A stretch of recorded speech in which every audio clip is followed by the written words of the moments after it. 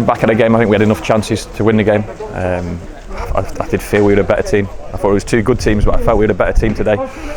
It didn't quite fall for us at the right moments in front of their goals. Certainly for the first 15 or 20 minutes of the game where we felt we had enough chances.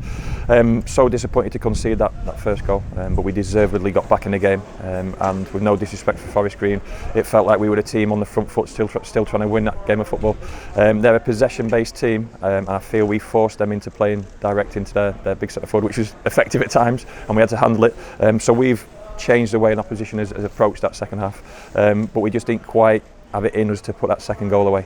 You look at the back post chances throughout the game in terms of Jack Sparks and Joe Randall, we've just got to hit the target in those moments. I was going to mention those chances there, especially Joe Randall.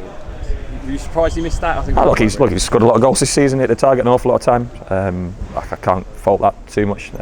Two really honest teams, two really honest groups of players in relation to that, and people make mistakes. He was in the right position, just didn't quite hit the target. I actually felt Jacko's chance early on was an even better chance because the goal wasn't guarded at that moment. But those are if buts and maybes. Look, they're second in the league for a reason, and I feel we've more than matched them today. I mean, it's perhaps a surprise that as a team that focused so much on possession that our goal came from a Forest Green mistake, but what a finish, March. Yeah, smashed in, quick to the ball. Look, it's not an easy pitch to play football on, so maybe that affected Forest Green to a certain extent, so we've got to be mindful of that. But like I said, I felt we got bodies towards the ball as much as we possibly could, forced them into errors, and we looked like we had pace in our attack. Like I said, on a different day we'd score more than one goal. That's certainly not been a criticism of mine throughout the season. We scored enough goals, and I can't really look back and think of too many moments Johnny's had to deal with. A couple of set piece moments, which is our weakness at the moment, I can't deny that, but we're certainly moving in the right direction based on where Forest Green are in the league.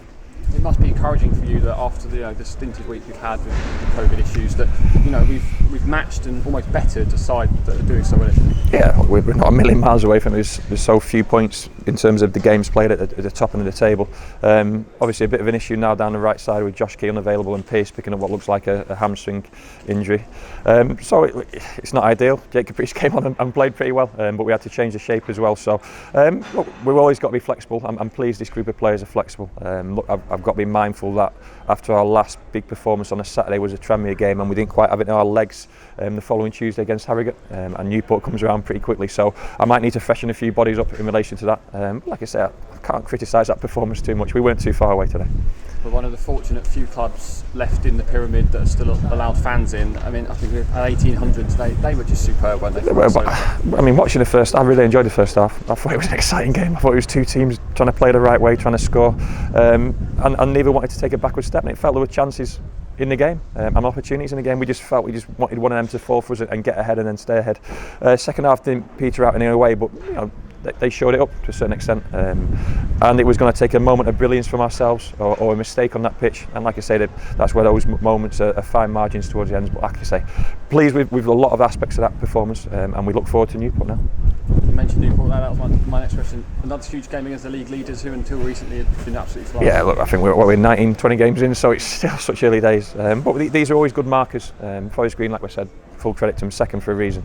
Really good squad of players there, really strong team, but we're not a million miles away from it ourselves, and we're playing players who are still learning the game. Alex Hartridge learned a lot from that performance today, ended up at right side centre half, and these young ones, we speak about Joe Randall's chances and MJ and Archie Collins and Jack Sparks as well. Look, they're a handful to deal with, that opposition, but I felt we dealt with it well enough, maybe just lacked something in front of the goal today. Finally, we saw Lewis Ward return to the squad today.